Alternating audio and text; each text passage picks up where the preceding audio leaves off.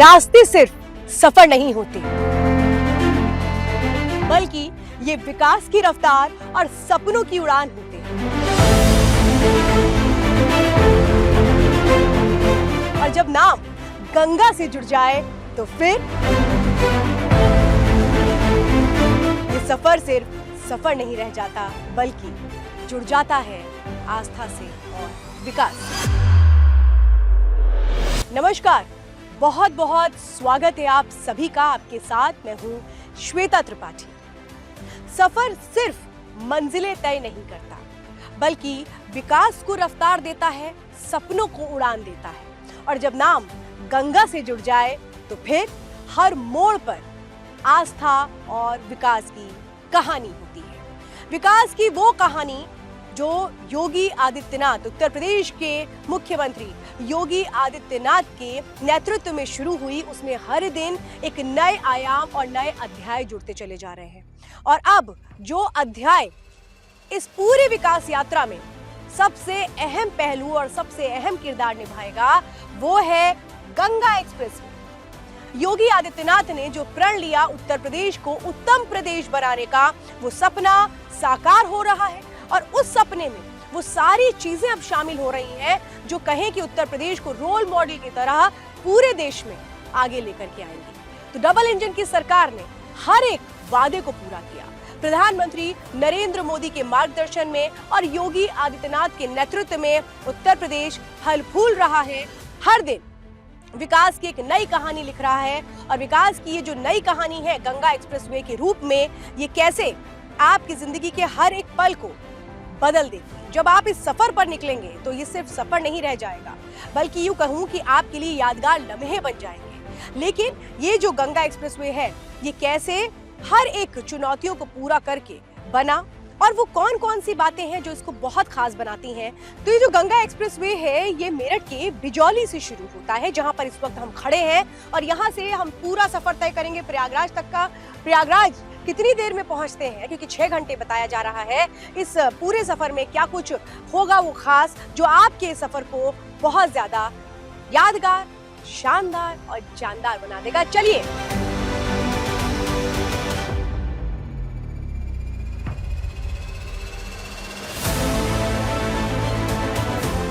तो निकल चुके हैं हम गंगा एक्सप्रेसवे पर। और ये जो सफर है ये बहुत खास है, क्योंकि ये आपको ये कहूं कि सड़क से समृद्धि की ओर लेकर के जाएगा। विकास के इस पथ को हम तय करेंगे। 594 किलोमीटर इसकी पूरी लंबाई है। और इस दौरान आपको बताएंगे हम कि कहां कहां वो कौन से पड़ाव हैं जहां पर आप रुक सकते हैं। अगर कोई इमरजेंसी आए, कोई जरूरत हो, तो फिर आप क्या कुछ कर सकते हैं। चलिए आपको बताते हैं।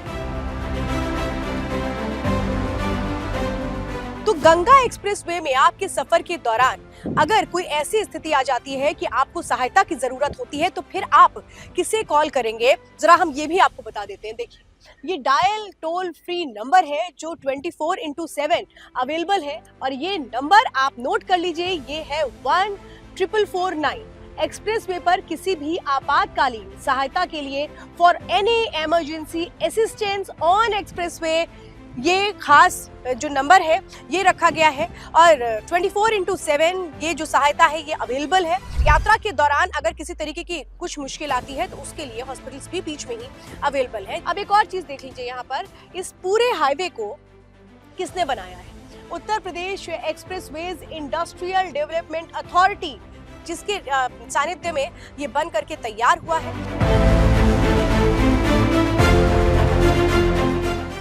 आप देख रहे हैं गजरौला, गढ़मुक्तेश्वर, जो हापुड़ में आता है। और जो 12 जिले हैं वो कौन कौन से हैं ये आपको बताएंगे, क्योंकि यहाँ से होते हुए अगर किसी को गजरौला में उतरना है तो फिर वो बीच रास्ते से यहाँ पर जो डाइवर्जन है वहां से वो उतर के गजरौला के अंदर जा सकता है। एक्सप्रेसवे के दोनों तरफ खेत देख रहे हैं। जो किसान हैं, जो यहाँ पर खेती करते हैं, उसको इस गंगा एक्सप्रेसवे का फायदा कैसे होगा?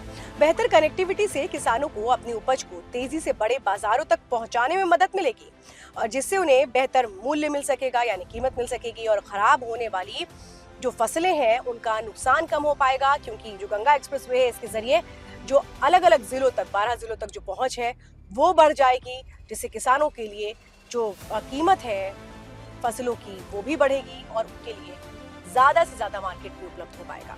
तो जो गंगा एक्सप्रेसवे है ये हापुड़ को भी जोड़ता है और हापुड़ में गढ़मुक्तेश्वर एक धार्मिक और प्राचीन मान्यता के लिहाज से बेहद महत्वपूर्ण है। गंगा के तट पर ये बना हुआ है। जो लोग हरिद्वार या ऋषिकेश नहीं जा पाते हैं स्नान के लिए, उनके लिए गढ़मुक्तेश्वर माँ गंगा की आरती के लिए, माँ गंगा में स्नान के लिए एक प्रमुख स्थल बन जाता है। और यहाँ पर आध्यात्मिक शांति और गंगा स्नान कार्तिक पूर्णिमा के मेले पर खास मेले का आयोजन होता है जिसमें बड़ी संख्या में लोग पहुंचते हैं। लेकिन ये जो गंगा एक्सप्रेसवे है इसने धार्मिक स्थलों तक पहुंच को भी बेहद आसान बना दिया। तो गंगा एक्सप्रेसवे 6 लेन है जिसे भविष्य में 8 लेन करने की भी योजना है। ये पूरा का पूरा जो प्रोजेक्ट है ये 36,230 करोड़ रुपए में बन करके तैयार हुआ है। लेकिन अब आपको एक बात बताती हूँ, जब आप गंगा एक्सप्रेसवे से गुजरेंगे तो आपकी स्पीड कितनी होनी चाहिए, जरा ये भी आप समझ लीजिए। देखिए, जो भारी वाहन है यानी कि हैवी व्हीकल जिसमें ट्रक जाते हैं, जिसमें और जो हैवी व्हीकल है वो जाते हैं, उनकी जो स्पीड लिमिट है वो 100 रखी गई है। जबकि 4 पहिया वाहन के लिए यानी गाड़ियों के लिए, जीप्स के लिए जो स्पीड लिमिट है वो 120 रखी गई है। इस वक्त हम जहां खड़े हैं बड़ा इंपॉर्टेंट है, ये है गंगा नदी। गंगा नदी के ऊपर जब गंगा एक्सप्रेसवे को निकाला गया तो इसमें खास डिजाइन इस बार की गई है। इसमें बहुत खास तरीके की टेक्निक का इस्तेमाल किया गया है। अभी तक अमूमन जितने भी पुल गंगा के ऊपर से बनते हैं उनमें वेल फाउंडेशन का इस्तेमाल किया जाता है, लेकिन पहली बार है इसे पाइल फाउंडेशन का इस्तेमाल किया गया है। खास तौर पे चूंकि इसी ब्रिज पर हम खड़े हैं, इसकी और मैं बात बताऊं, लेकिन ये देखिए एक बहुत खास बात बता दूं, ये देखिए सीढ़ी नुमा जो आपको जगह दिख रही है, ये सीढ़ियां नहीं, ये है प्रोटेक्शन वॉल। और इसका मकसद ये है कि जब बाढ़ के वक्त गंगा नदी का जलस्तर बढ़े तो जो गंगा का पानी है वो गांव तक ना जा पाए, क्योंकि कई बार हम देखते हैं कि गंगा का जब जलस्तर बढ़ता है तो गांव के गांव डूब जाते हैं। लेकिन इस बार खास तौर पे ये देखिए जो सीमेंट की बोरियां हैं, व्हाइट सीमेंट की बोरियां यहाँ पर लगाई गई हैं और इस तरीके से आप देख रहे हैं घाट टाइप का यहाँ पर तैयार कर दिया गया है और बाकायदा इसमें जाली तक लगाई गई है कि अगर बहाव बहुत ज्यादा हो, कटान बहुत ज्यादा हो, तब भी ये ना टूटे। यानी आप ये समझिए कि जो सेफ्टी के लिहाज से हम बात कर रहे हैं वो ये विकास का और आधुनिकता का एक संतुलित तालमेल यहाँ पर हमें इस गंगा ब्रिज में देखने को मिल रहा है। और इसको बनाने में आपको पता है कितने महीने का वक्त लगा है? 18 महीने का।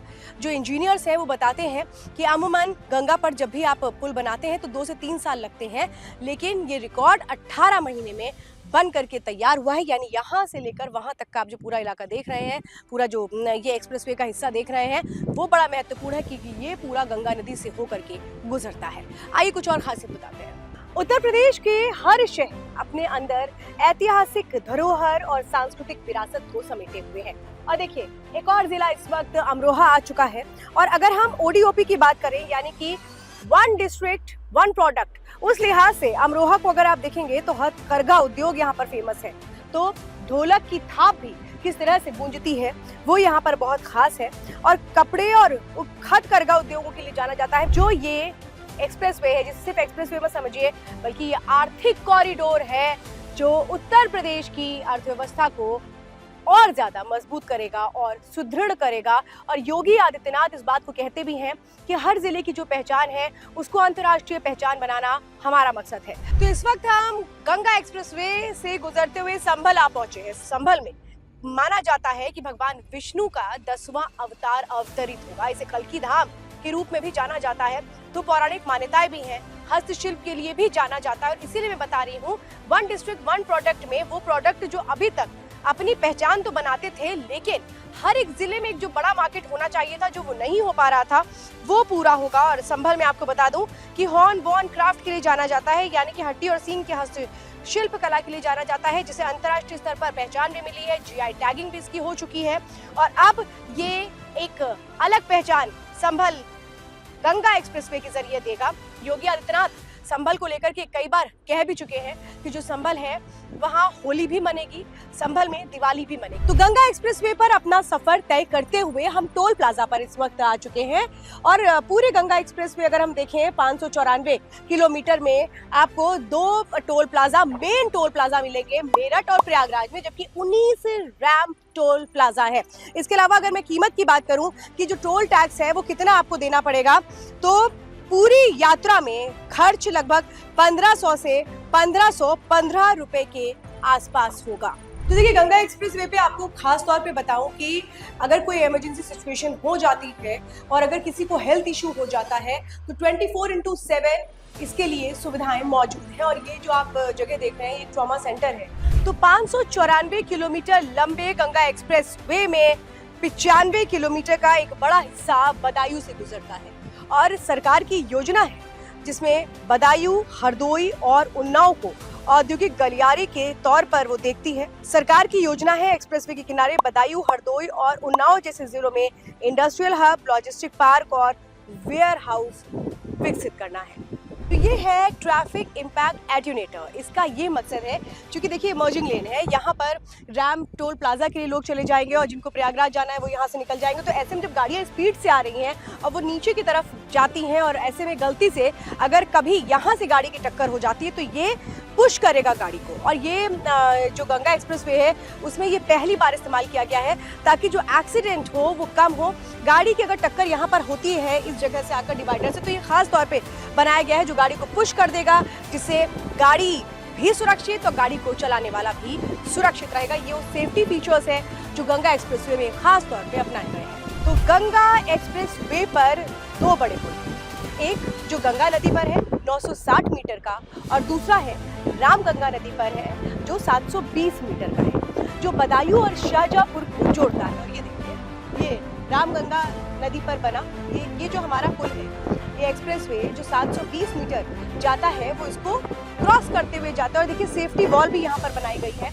यानी कि जो पानी है, जब बारिश के मौसम में पानी बढ़ता है, जलस्तर बढ़ता है, तो फिर यहाँ पर कोई कटान ना हो, इसके लिए खास तौर पे ये जो सेफ्टी वॉल है ये बनाई गई है। यहाँ आप देख रहे हैं सबसे बड़ा मुख्य विषय और चैलेंज होता है जब नदी के बीच में पुल बनाया जाता है। और ये जो पुल है गंगा एक्सप्रेसवे का, ये रामगंगा नदी के ऊपर से गुजरता हुआ 720 मीटर का पूरा ये स्ट्रेच है, जो खास तौर पे इस तरीके से बनाया गया है कि जो पानी है वो ऊपर ना आ पाए। योगी आदित्यनाथ की हमेशा ये कोशिश रही है कि जिन जिन जिलों में वहाँ की जो खास चीज़ें हैं उनको भी हाईलाइट किया जा सके। और यही वो प्रोजेक्ट है गंगा एक्सप्रेसवे का, जिसके जरिए एक बहुत बड़ी जो योजना है वो साकार हो रही है सरकार की। और मैं बता रही हूँ कि तरक्की से, रफ्तार से अब उत्तर प्रदेश के कदमों को बढ़ने से कोई नहीं रोक सकता। मेरठ से प्रयागराज तक गंगा एक्सप्रेसवे जो ये बता रहा है कि उत्तर प्रदेश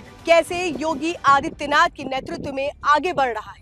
लेकिन इस वक्त मैं जो जगह मौजूद हूँ ये है वो एयर स्ट्रिप जो बता रही है कि अगर कभी कोई इमरजेंसी सिचुएशन आ जाए तो फिर यहीं से फाइटर जेट उड़ान भरेंगे। यानी इस एक्सप्रेसवे का इस्तेमाल रनवे के तौर पर भी किया जा सकता है और लैंडिंग हो सकती है। बहुत खास ये पूरी एयर स्ट्रिप है जो 3.5 किलोमीटर की है। ये शाहजहांपुर में जो ये पूरा इलाका है, अगर इसको देखें तो हरदोई, बदायूं से जुड़ता है ये शाहजहांपुर। लेकिन ये शाहजहांपुर बहुत अहम पड़ाव है इस पूरे गंगा एक्सप्रेसवे का, क्योंकि अभी तक अगर हम देश में देखें तो कई हमारे ऐसे एक्सप्रेसवे हैं जिनका इस्तेमाल रनवे की तरह किया जा सकता है अगर कोई ऐसी सिचुएशन आती है तो। लेकिन शाहजहांपुर की ये जो एयर स्ट्रिप है ये अपने आप में खास इसलिए है क्योंकि यहाँ रात के वक्त भी लैंडिंग हो सकती है।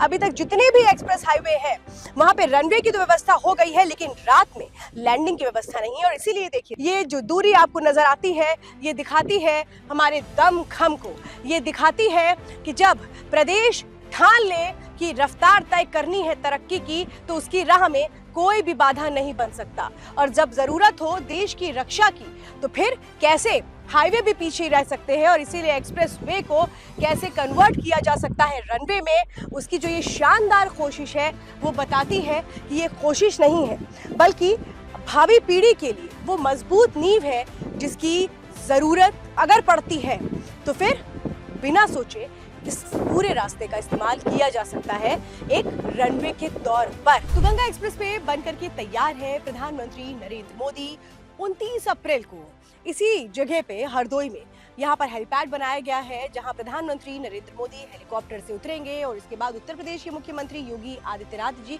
उनका स्वागत करेंगे और फिर उद्घाटन होगा गंगा एक्सप्रेसवे का और देश को समर्पित कर दिया जाएगा। ये सिर्फ और सिर्फ उत्तर प्रदेश के लिए कनेक्टिविटी को नहीं बढ़ाएगा बल्कि उत्तराखंड जैसे राज्यों को भी भविष्य में जोड़ेगा। यानी आप समझिए कि 12 जिलों की वो महत्वपूर्ण कनेक्टिविटी के साथ साथ निवेश की उस रूपरेखा को कैसे एक नए आयाम देने वाला है। योगी आदित्यनाथ के नेतृत्व में बना ये महामार्ग कहा जा रहा है और इस महामार्ग में महाआयाम नई पीढ़ी के लिए उन कदमों को आगे बढ़ाएंगे जो शायद उत्तर प्रदेश को देश के सबसे उत्तम प्रदेश में स्थापित कर देगा। और आज भी उत्तर प्रदेश में जो लोग हैं जब अलग अलग एक्सप्रेस हाईवे से जुड़ते हैं जाते हैं तो हर बार कहते हैं कि वाह योगी जी क्या काम प्रदेश के लिए किया है। और अब प्रदेश में कहीं पर भी जाना बहुत आसान है, सोचना नहीं पड़ता है। और यही वो खूबी है एक्सप्रेस हाईवे की जो बता देती है कि अब आपके लिए घंटों घंटों जाम में खड़े रहना, खराब सड़कों का सामना करना या फिर सुबह से लेकर शाम हो जाना अपने जगह तक पहुंचने के लिए, ये सब पुरानी बातें हो गई हैं। अब नई बात है उत्तर प्रदेश में, तो वहां सिर्फ और सिर्फ रफ्तार है, वहां सिर्फ और सिर्फ विकास है और निवेश है। हरदोई वो मेन पॉइंट है जहां पर उद्घाटन किया जाएगा गंगा एक्सप्रेसवे का। चूंकि हरदोई इटावा लिंक एक्सप्रेसवे के जरिए गंगा एक्सप्रेसवे को आगरा लखनऊ एक्सप्रेसवे से भी जोड़ा जा रहा है। ये 92 किलोमीटर लंबा लिंक एक्सप्रेसवे हरदोई सवाईजपुर क्षेत्र के लिए कनेक्टिविटी को और बेहतर बनाएगा। हरदोई को उत्तर प्रदेश का सेंटर पॉइंट माना जाता है। इस बड़े एक्सप्रेसवे से गुजरने से ये मिनी यूपी या मिनी उत्तर प्रदेश के रूप में भी अपनी स्थिति को और मजबूत कर रहा है। तो आपको बता दें कि एक्सप्रेसवे के आसपास का जो क्षेत्र है वो विकसित होगा। इसके साथ ही साथ बहुत सारी आधुनिक चीजें जो हम लगातार देख भी रहे हैं और अब बस इंतजार है तो उस दिन का जब प्रधानमंत्री नरेंद्र मोदी समर्पित कर देंगे प्रदेश वासियों को ये एक्सप्रेसवे। और इसीलिए मैं कह रही हूँ कि मेरठ से प्रयागराज तक फैला ये एक्सप्रेसवे आज के भारत की नई सोच और नई रफ्तार का प्रतीक है। ये सड़क नहीं है, एक बदलाव की लकीर है जो हर गांव हर शहर की तकदीर है। ये है गंगा एक्सप्रेसवे जहां सफर सिर्फ दूरी तय नहीं करता बल्कि भविष्य की दिशा भी तय करता है।